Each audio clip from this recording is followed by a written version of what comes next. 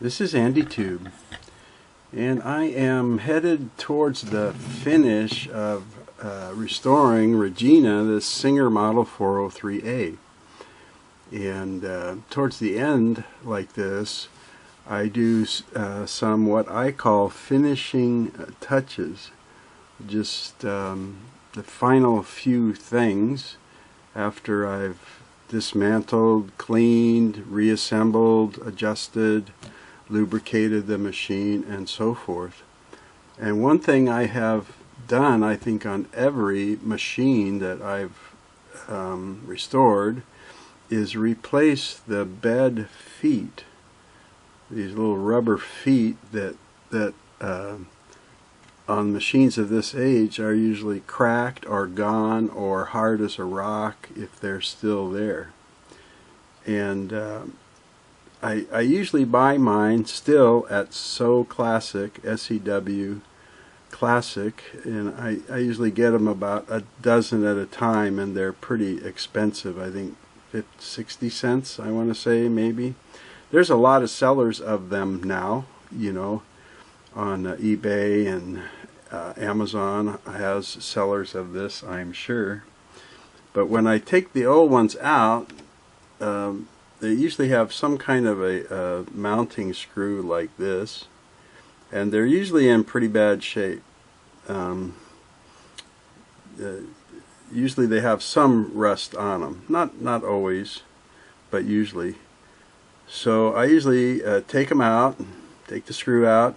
Sometimes I literally have to dig out the broken or damaged ones with a knife or something like that. And sometimes they'll pop out, but one of my favorite little things was using this old Swiss Army knife with a can opener to kind of get in here, and I could kind of dig them out and scrape around the edges and get everything real clean. And then I usually will soak the feet for a while in a product called The Must for Rust, made by Crud Cutter, owned by Rust-Oleum. If you've seen some of my rust removing videos, you're familiar that I use that. And I just throw the 4 of them in a little plastic cup and cover them with that rust remover, and they come out nice and clean like this. I used to polish them with a little wire wheel on my Dremel, but it was always really hard to get in the screw slot, the screwdriver slot. And of course the chemical just gets everywhere, you know. So let me show you a couple slides just to show you what I'm talking about.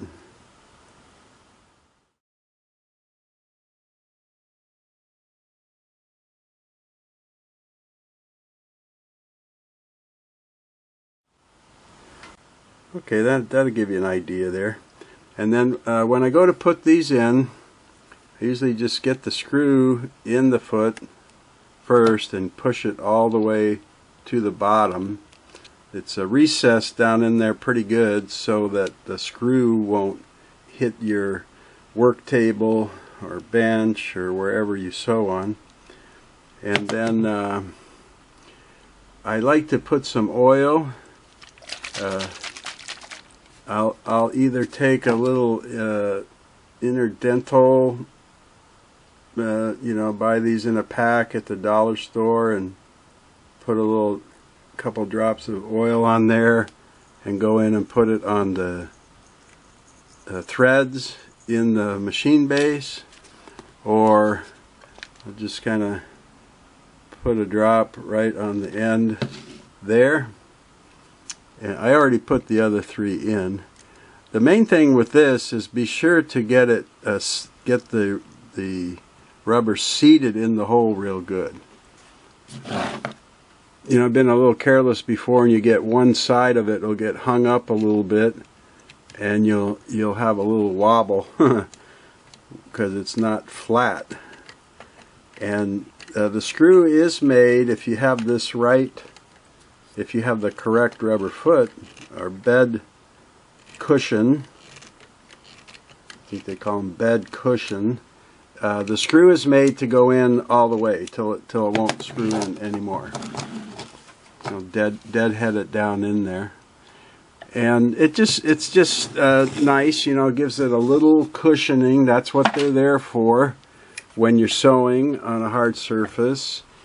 You have a portable machine and it's sitting on a, maybe your dining table or just a workbench or sewing table. It just gives it some stability and a little bit of cushion, for when you do that. So it's worth it to me for a few bucks to do that. But wait, one more thing. Sometimes I found on vintage machines the bed can be a little bit warped, and I don't know why. If the machine's been dropped, or if it's from hanging in a cabinet, and somebody dropped it in the cabinet or didn't have it mounted in the cabinet properly. But if you get a little wobble, you can see which corner is a little high, and I will just put usually one little washer like this. I don't know, what's that, a 1/4 inch washer maybe, but I'll just slip it over the screw like that before I put it in. And then that usually, if you find the corner that's low, that'll usually take care of any wobble you have after you put in a new bed cushion. Okay, for the spool pins now, you'll see a lot of these on a vintage machine are broken or damaged or bent, especially the ones up on the top arm cover. I don't know why those always get bent over. Maybe they've been in a aftermarket carry case that wasn't tall enough or something. But sometimes you can get to the pin from the bottom and push it out. And sometimes you can't. Like this, there's really not a way to get in there. If I can't pull and twist them out by hand, I'll just use a plier, and if I want to save it, like they turn kind of yellow, and a couple people have told me if you soak them in peroxide, they'll go back to white like a new one. And I've just never done that, but I've had pretty good luck just doing it by hand, or just grabbing them down low here with a plier and twisting and pulling. See, that was in way too far. So this one wasn't really made for the machine. You can see it's got kind of a split tail. You see the reduction there? And then the tail is split. And I think they do that so it'll fit different models. But just putting it in there, it's pretty loose. So they had to kind of jam it down in as far as it'll go. So anyway, I also buy these at So Classic, or I'll buy them from Central Michigan Sewing, and I'll usually buy, like 10 at a time. You get a little bit better price. But for the Slant-O-Matics, like the 401A, 403A, 404, the Rocketeer 500A and 503A, the part number is 172007. 172007. And they have a taper on the end. They have this rounded off top, just like the original ones did, but they're not split or anything, but they have this taper, and they're called tap in. If you try and push them in, they might go in and they might not. And depending on where you buy them, I have bought from buyers on eBay where they said they're made to fit like this machine, but they're a little fat. So I've had to take like a piece of sandpaper. I think, what is this? This is, it doesn't say the size. It feels like about a 300. And I'll put that end in there and, you know, twist it to try and reduce it a little bit if it just seems way too big. These were sold to me as the correct one, and usually I'll get them in there, but then I always tap them in. And you can use, like, I can use my little 2-ounce jeweler hammer. I can use just a small, what I call a claw hammer, you know, a rubber mallet, a plastic mallet, a wood mallet. Just try and get it in there straight, of course. And I don't try and go all the way down to the bottom, because that's really they're not made that way to do that. But if you give them a few good taps, they'll be in there nice and sturdy, you know. So that's the one, of course, for the bobbin winder system, right? Okay. Now, up on this model, on the arm cover, has two. It has one in the main arm cover, and then where's my little lift up? Then it in this part of the arm cover that lifts up for you to have access to the fashion disc. It has one too, because this machine can double needle sew. You can actually put 2 regular sewing needles into the needle clamp, and you know, 2 spools of thread, 2 threads through the tension unit, and then with just the 1 bobbin thread, of course, you can sew double needles at the same time, which can make some interesting patterns or top stitching. Now this one happens to have access through the bottom here. Okay, so if I can't pull it out, sometimes they've been in there, you know, 50 years or so, you can try tapping them out to make it flush, and then see, where's my little, maybe something to push them out, like I just use a little Phillips and try and push them out. And a little bit more. There we go. So let's see how this one. This is straight. This is probably the original one. There's, oops, sorry. It's not reduced like the new ones. It's just straight. It's not tapered down, and it doesn't have a split tail on it. And I've seen a lot exactly like this, and I think that they're the original. And then here's the new that they sell under that part number, right? And then this would be the same kind of thing, just to tap in. If you do this while this is still on here, just don't bang it crazy. You know, you don't want to damage the little hinge pins or anything. I usually have it apart for cleaning and waxing and stuff like that. So I'll usually just set it on a towel or something to absorb some of it. And the same kind of thing. I'll get it started in there by pushing and twisting. And if that's all I did, that would eventually come out. So then I'll go ahead and give it a few good taps to get it in there all the way.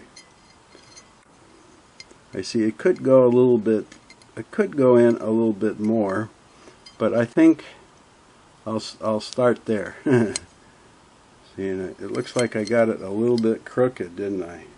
Does it look crooked, or is it just me? I guess it's pretty good. I was holding the lid crooked, but it sits more like that on the machine.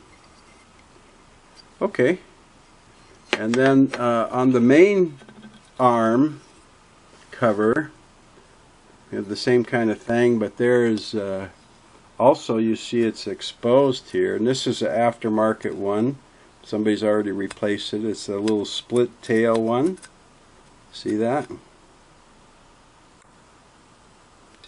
So those are usually a little smaller diameter, and look, I can just twist that one right out. Okay, and then I'll put the new one in, and I'm going to do it the same way. I'm just going to have the cover off of the have the cover off of the machine and get it started by hand, and try and have it straight at the right angle. Let me get it started here and I'll look at it a little bit.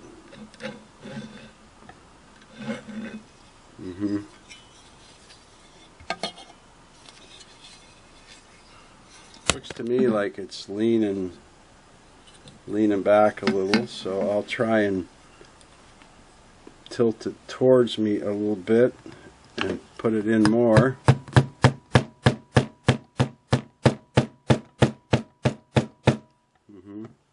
This one doesn't want to go in as well.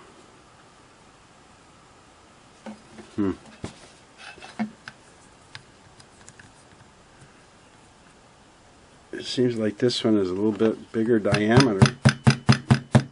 Maybe that's why somebody put that smaller diameter one in there. If I get a little... Whoop. Okay, so where's my sandpaper? Let me sand it down here for a while and we'll try again. Okay, I know that was about 30 or 35 pretty good twists, so let's try that again. See if I can get it in there.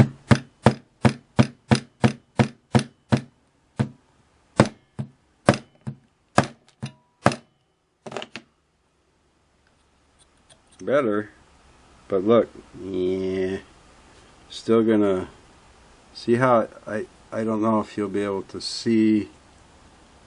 It's kind of scraping up the side there. Maybe if I try it on a flatter surface. Not much here to get hurt.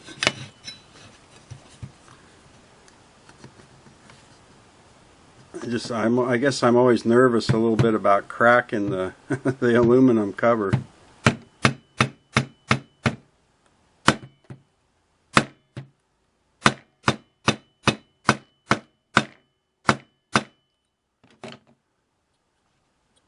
Look, I'll be darned.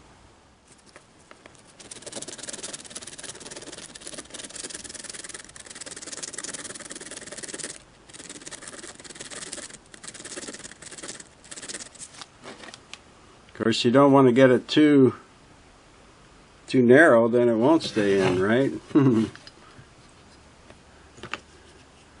I thought this was going to be like a 30-second part of the video.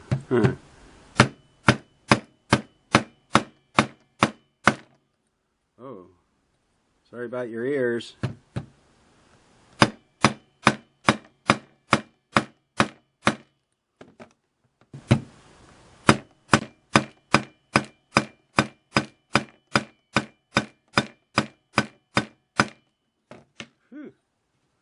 Okay, I think that's one of the toughest ones I ever had to do. So I guess it's good it happened so that I could show you and you could get an idea of what to expect, the possibilities. Right? Okay, so I've got my three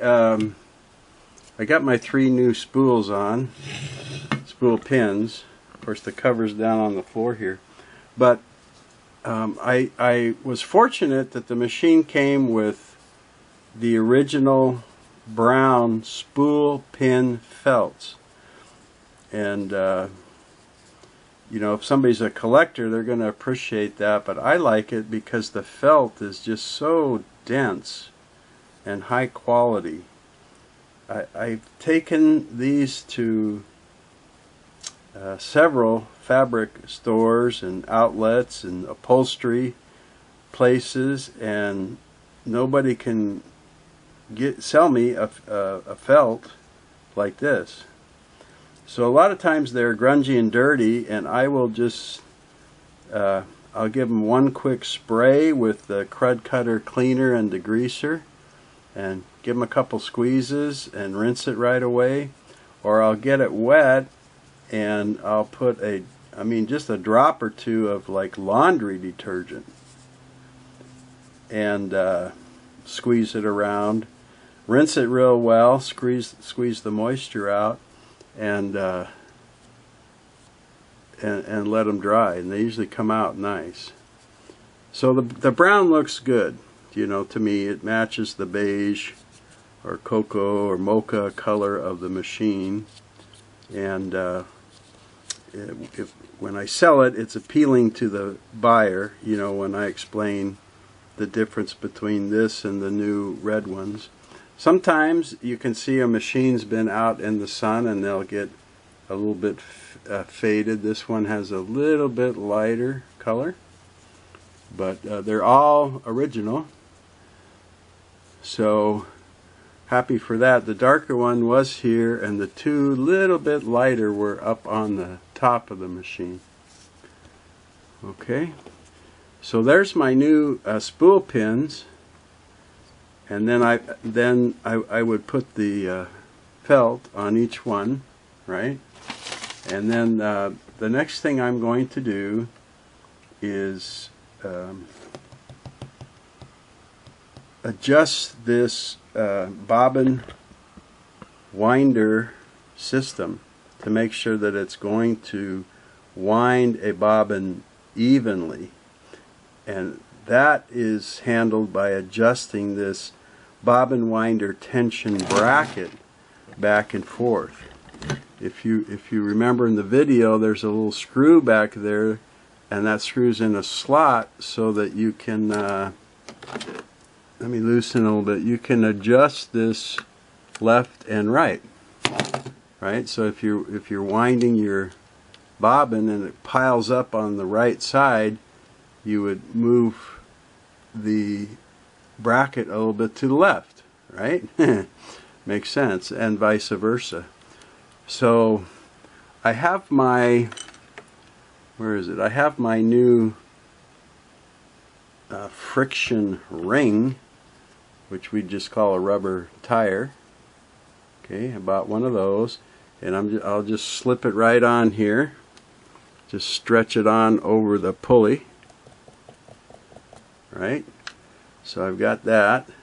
So let me put the cover back on and get well, I don't really need the cover on for that, do I? Let me get some thread and get set up here, and we'll start winding a bobbin and see where we need to center this, so to speak. Okay, let's go ahead and wind a bobbin here and see what we have to do to adjust the bobbin winder tension bracket. So I'll just loosen my stop motion knob, and I have my plastic class 66 bobbin, and plastic bobbin is what Singer issued this machine with, not the metal class 66. It was sent out from the factory. In the attachment box were 4 of these Singer class 66 plastic bobbins, and I have my thread run from the inside out the little hole, and I'll slip it up on the bobbin winder spindle, right, and I'll get my thread going behind the tension disc there, wind up the slack here so that I get even tension on the thread. That's one of the things to do when you're winding a bobbin, is you want very even tension on that thread so it winds evenly, so that it will spool off evenly while you are sewing. And of course you want an even wind as far as back and forth and flat. And that's what we're going to see how we're doing now. So with this screw right here that is in the slot, I'm going to just maybe eyeball it and put it about in the middle, with the thought that that should have the spool wind evenly. Let me just get it started a little bit here. See, let me push this back so there's more of it in the video, maybe in the screen.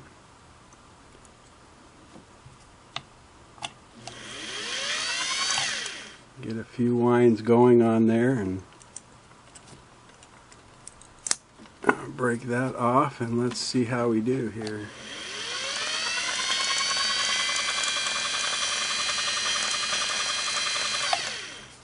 So far, let's see if we can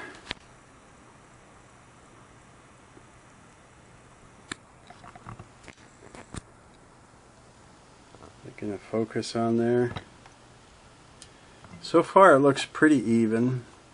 The other thing to do when winding a bobbin is to use a steady, moderate speed.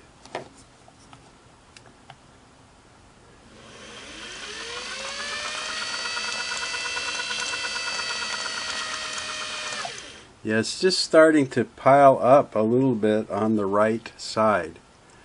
This right edge of the bobbin, the thread is going over there. Sometimes it goes all the way across, but sometimes it comes about halfway and goes back to the right, which means I need to adjust the bracket a little bit to the left to move that thread wind over. So let's see if I can just loosen that enough to nudge it a little bit. A tiny amount. I don't think it's going to take a whole lot. And let's continue now and see if that makes a difference.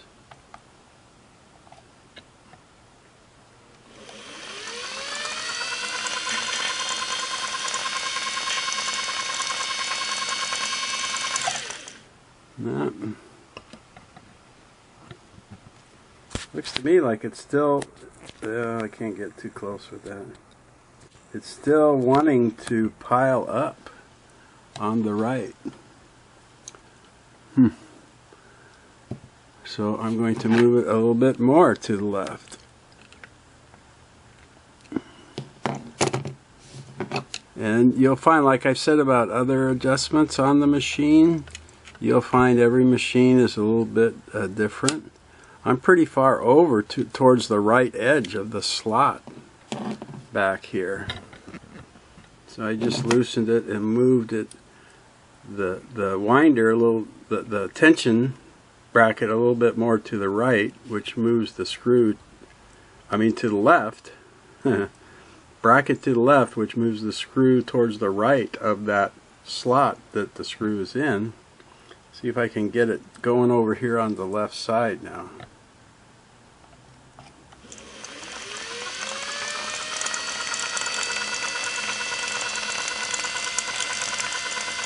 Yeah, it's now going back and forth evenly. So I'm going to guide it a little bit just with my finger to kind of fill up this lower spot.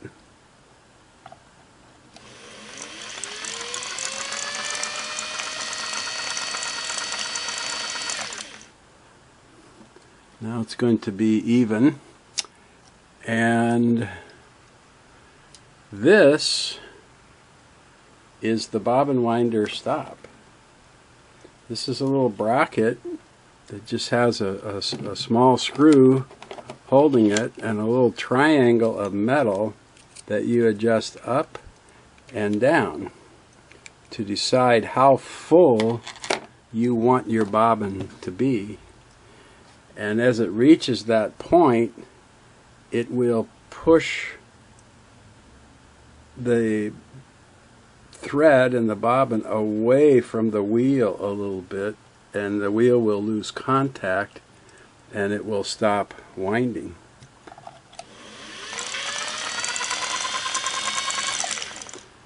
And I usually, I'm going to lower that a little bit.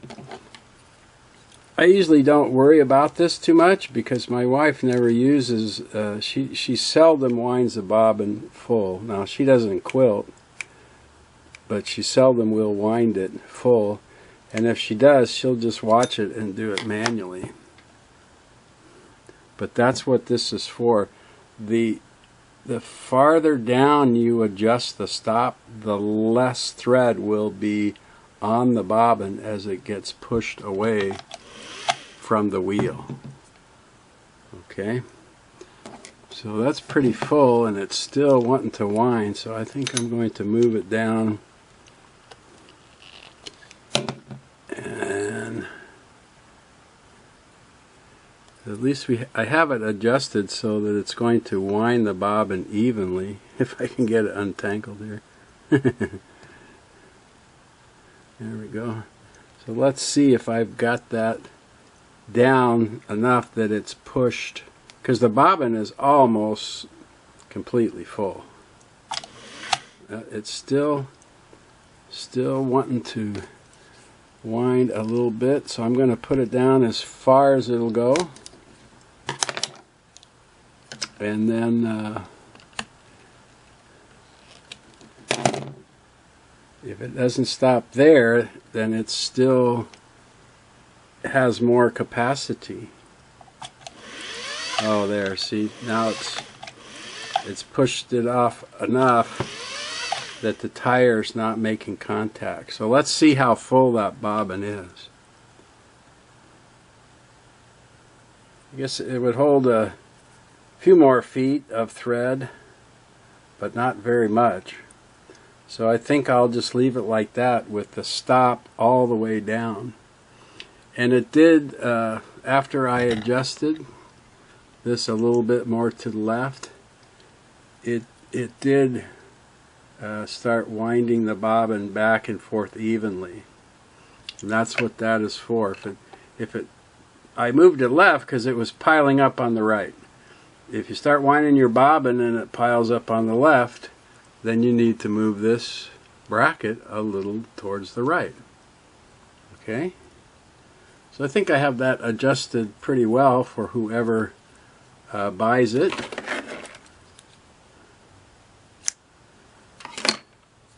And I'm happy with that.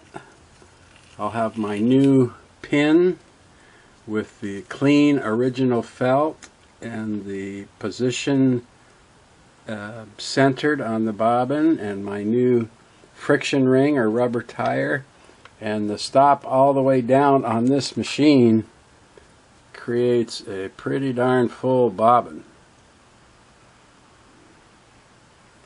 So I'll be happy with that. Now a couple more things I do here as part of this, what I call finishing touches, and they involve using a cleaner wax, and a finishing wax. So let me get my wax and pads and things like that out here ready, and I'll show you what I'm talking about as far as cleaning wax and finishing wax. Let's talk about the cleaner wax first. Now, you know, I completely cleaned and degreased this machine. I mean, it was like spotless. But now I've been handling it, doing all this work, putting everything back in and adjusting it and testing it. And I had oiled and greased the machine, right? And I'm picking up tools and all kinds of stuff, so I've left little dirty, greasy little fingerprints all over. And I could probably buff them out, you know, but what I do for the especially the body here, since I worked on it so much, is I use a light coat of this Meguiar's cleaner wax, and this is like a squeeze bottle liquid, and I would just go over all the paint and plastic, and it's okay to put on the metal and the chrome and stuff. It's fine if you get it on there. And you know, I'll get wax down in these little crevices I'll have to clean out with like a toothpick or a Q-tip later. But I'm not going to clean wax the whole machine for you. I'm just going to demonstrate what I'm talking about. And I'll just take cut up a part of this pad here, and shake this up good, and I'll just put some on here, and I'll oh, I think it's got dried up in the tip. Okay, I had to unclog the tip of my bottle there, but I've got a little bit of this liquid cleaner wax now, and I'm just going to do the kind of the main work area of the bed for you to demonstrate. One thing I found, in my opinion, with these waxes is that a thinner coat is better, especially later with the finishing wax I'm going to show you. So I usually put on 2 thin coats, but this I just rub in well, and this will remove all my dirty fingerprints and any leftover oil, dust, you know, any junk that I've got on there, because I'm constantly grabbing the machine and moving it around, and you know, I've held the oily part in my hand, and then I'll reposition the machine. So for this part, any part that I've handled, like the you know, I had my hands on that arm cover a few times, so I would like use the cleaner wax on that first before I put finalized protective wax, just to make sure I got any junk I got on there. And like I said, you can put it on the metal parts. You can put it like here, this indicator plate and the chrome, you know, you can put it on that.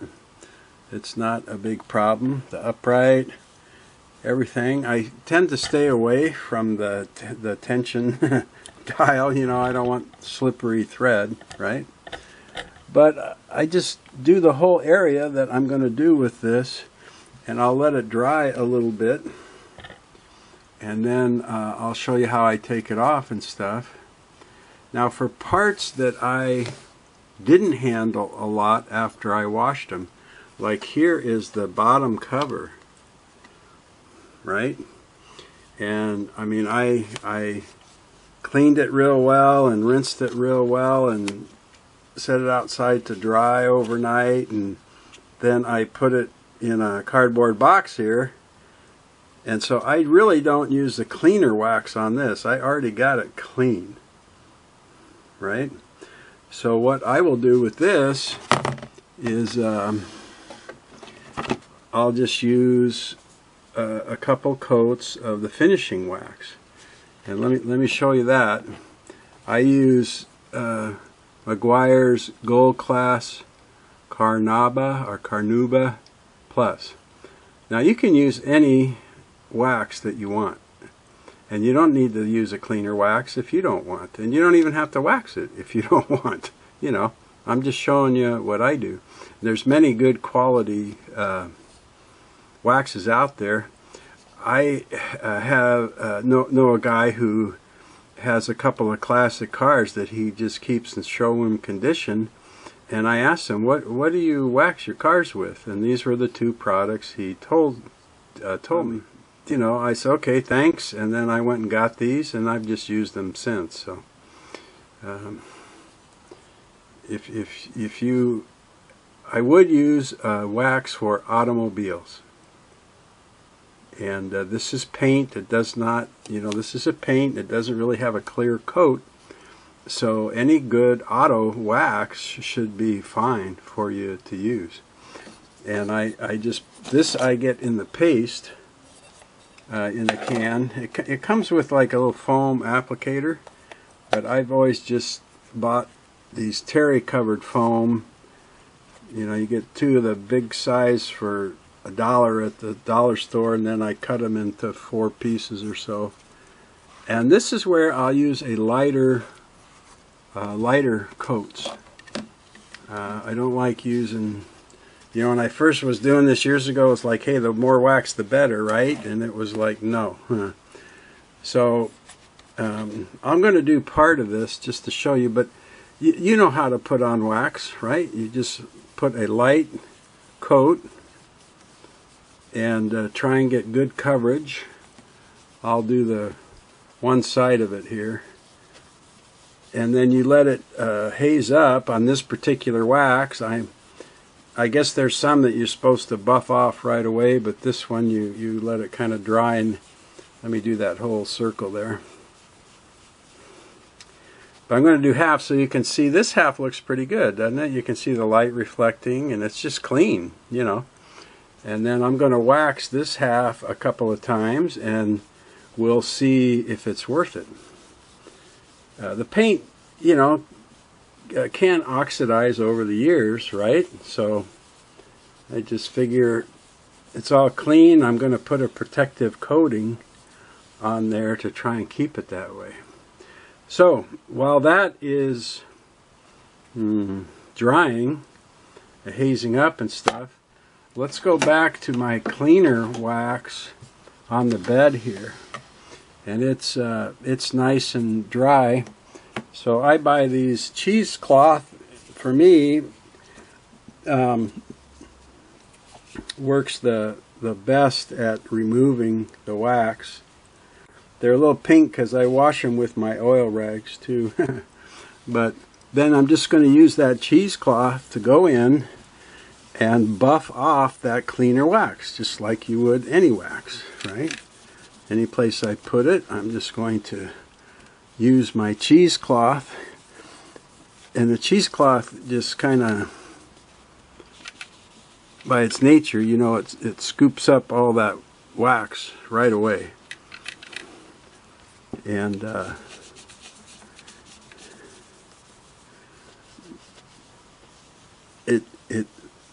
and remember, this is a wax, so you actually are leaving a coat of wax behind. They just put cleaners in it, I guess. I'm no chemist, but it's always hard for me on these beige machines to show you a gloss, but I can see light reflecting and I can see shine, you know, back in here. So believe me, when you do it, you can see right away it shines it up. Okay. Now after I do this cleaning, then I'll go back with the finishing wax and put 2 coats of that. So let me get a little bit on here, this paste wax, and now I'll go put a thin coat of the finishing wax on the bed. Now I've had people comment to me and email me and stuff that they will use a buffer. Like the last guy, he's like, hey, you know, there's these buffing pads you just put right on the end of your electric drill. You know, you don't have to buy a special tool.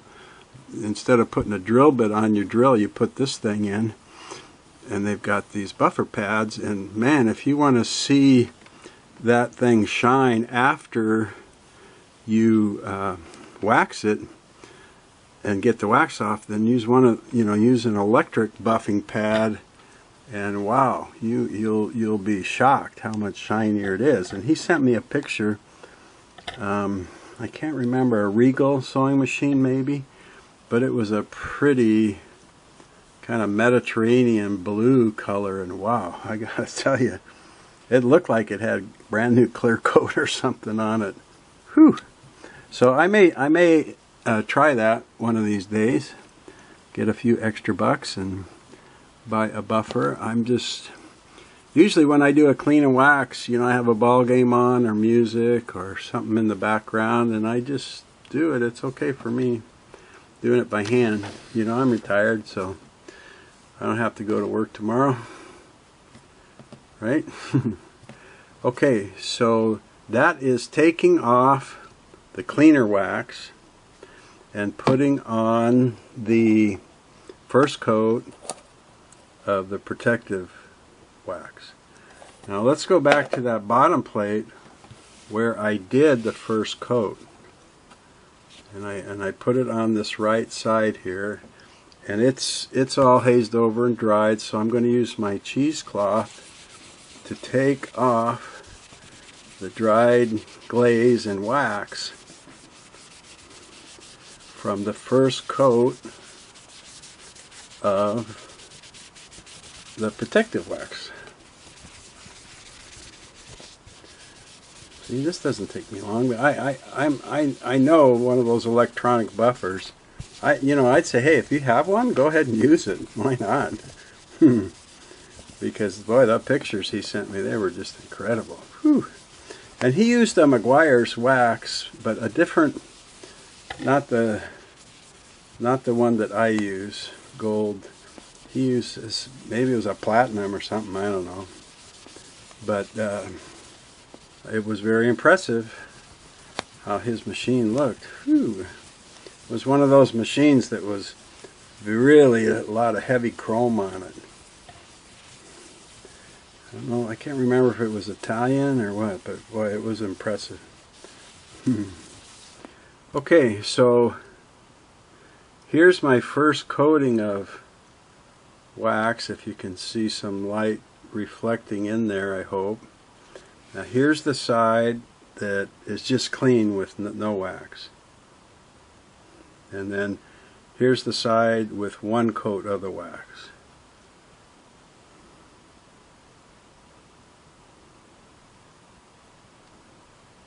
So you see it makes a difference, right? Okay, so let me, here's my waxer here. I'm going to go ahead and put a thin second coat on there. Okay. And this coat goes on real easy, and you can put it on even thinner than the first because everything is clean and like slippery, right? Just make sure that it's dry before you take it off. I know some waxes you're not supposed to let it get dry, but this one you do, or I do. So there's another light coating, the second coating for that. Put that down, let it dry. I'm going to go up and remove my first protective coating. Yeah, dries pretty quick here in Arizona because the humidity in general is awfully low. If it's not monsoon or if it's not raining, it's got pretty low humidities. We had a day this summer where the humidity was 6%. Whee! Trying to remember if that was June or late June or early July, but wow, it was dry that day. It's like your eyeballs felt like they were drying up just going outside. Ooh, look how pretty. See how nice that looks? Wow, so we've got it all degreased and smells good, and this kind of smells like a, I don't know, vanilla background kind of, I would say.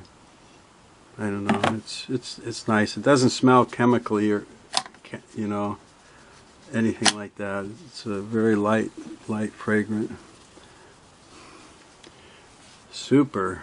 Okay, so I just will put the light coating for the second and final coat. I got carried away with a 404 I did before that was such a cosmetically pretty machine. Not a lot of scratches and paint scrapes or anything, and I just kind of, you know, I did the 2 and I thought, I wonder if that shine would look deeper if I did 3, and I ended up doing like 5 coats, which was way overboard. You know, the 3 I think it did make a little difference, but after that I think I was just wasting wax. But I think maybe 2 with that electric buffer, if you got something like that, high speed maybe. I don't know. I think my machines come out looking pretty good. So there's the second coat of the paste wax. Nice. Now let's go back to this second coat I did on here and make sure that it's dry. It doesn't quite seem dry, so I'll be back in a 2 or 3 minutes when I feel it's really dry. All right, it's all nice and dry now. So I'll take my cheesecloth here and remove that second thin coat of the finishing wax. Make sure I get it all off. And after I put the final coat of wax on, I do buff it up. I've used terry cloth towels, but I've started using these microfiber towels because mostly because they're easier to wash. The cotton terry cloth does a nice job of buffing, in my opinion, but it's hard to get them clean, get all the wax back out of the cotton. Where these microfiber towels, you know, they're a synthetic, and they seem to get clean real easy. I can just throw them in the wash and even just wash them cold with the laundry detergent. And so let me just buff this up a little bit.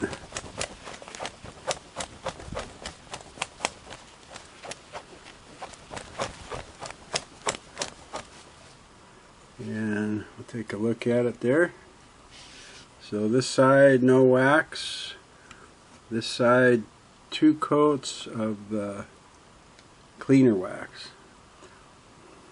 I wish I was a better videographer and could maybe get some lighting better for you,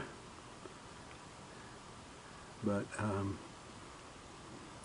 you know, in person it is so evident that it's very rewarding to see them that clean and shiny. You know, I take a lot of before and after pictures out of habit, and it's quite dramatic then. So I'll just do the same thing then with this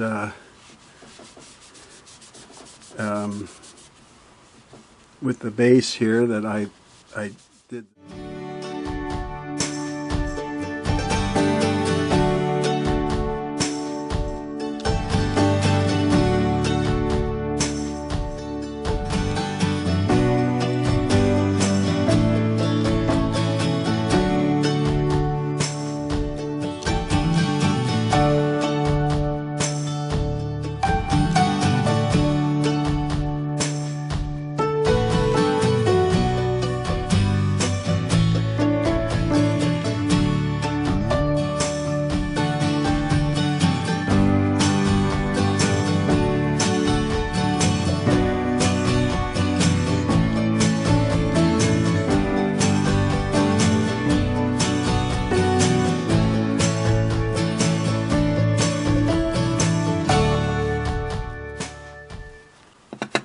That's how I do it. So I still have to put a few, you know, wax the rest of it and put a few pieces on. But I'm pretty much done with the restoration that I wanted to do for Regina. Now, on every restoration, I also restore the foot controller or the foot pedal. I'm not going to film this one because I've done so many of them. But at the end of this video here and below it, I'll put a link to a series I did of how to restore one of these button type, take it apart, clean it, inspect the little carbon discs inside, the carbon stack or carbon pile, and polish those on a paper towel if they have a lot of deposits to take off. I'll put a link to a clamshell style foot controller also. So if you haven't seen any of that before, you can take these apart, clean them, polish the carbons. You can adjust them. Sometimes they get pretty far out of adjustment, so you're pushing and nothing, and then you hit to a point where the machine runs at full speed. And that is usually just a simple adjustment inside that you can adjust, so when you depress it, maybe a third of the way or so, it starts slowly running the motor. You can control some slow speeds. And then, of course, the more and more you press it, the faster it'll go. That's a big complaint with these, that some people think something's wrong with the motor because they'll push and nothing, and then the motor will just take off at high speed. But that is normally, in my experience, the foot controller. So you can look below or at the end of the video for links to that. Now, I'm going to continue on with this series. I'm going to go through the attachment set I got with this and make sure it's complete. If not, I have plenty of partial attachment sets and foot, presser feet and all that stuff. I'm going to put together the whole set, and in the next video I'm going to go over everything that came from the factory to the store and that the store would have given you in the attachment set when you bought the machine brand new. So you might be interested in that, and if you are, come back and see my next video in this series, or you can just head to my AndyTube channel and you can watch any of the almost 500 videos I have there about these vintage Singer sewing machines.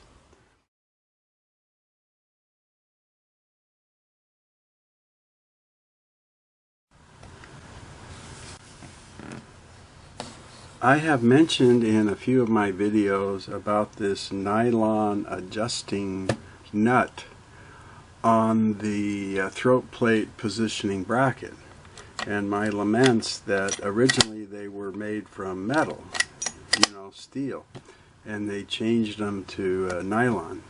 And one of the first ones I worked on, I broke and cracked, and I found a couple since then.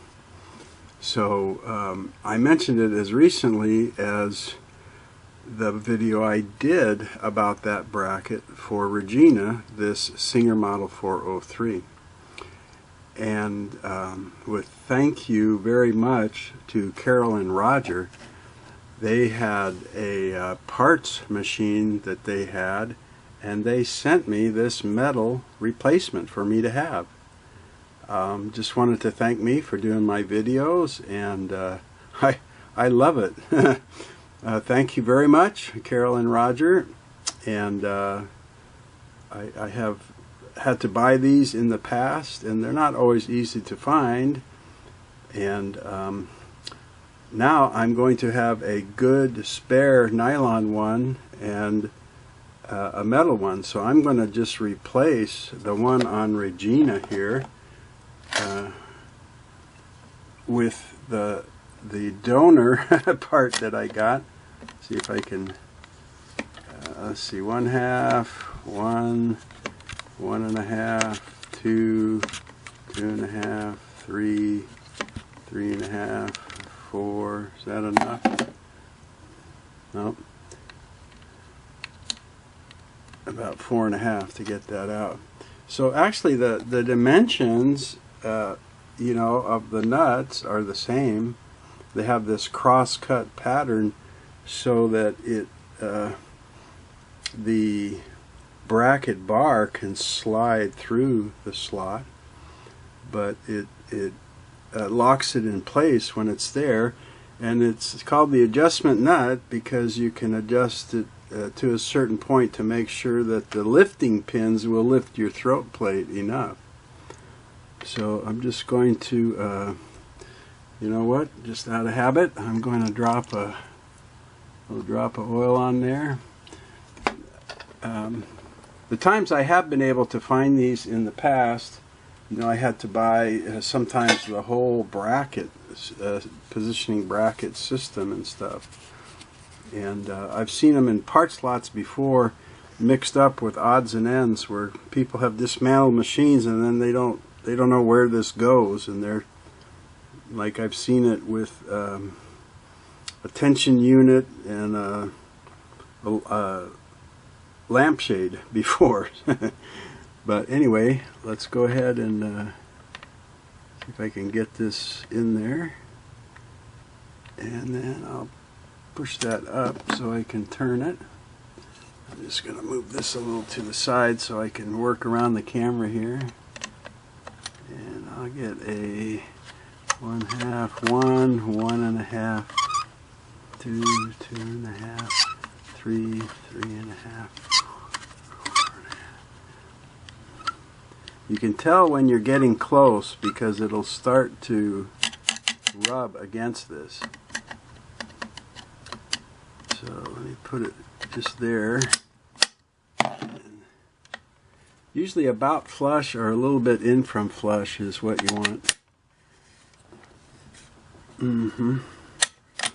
I think that's going to do it. I'll check later and do a final oiling of the machine. But isn't that beautiful? Wow. And like I said, now I have a spare, so the next time I get a machine for restoration, if it has a damaged one, at least I have a good adjusting nut to put in there and use. And it is desirable to have the metal one if you plan on keeping the machines. You know, the older these get, the little bit more brittle they become and stuff. So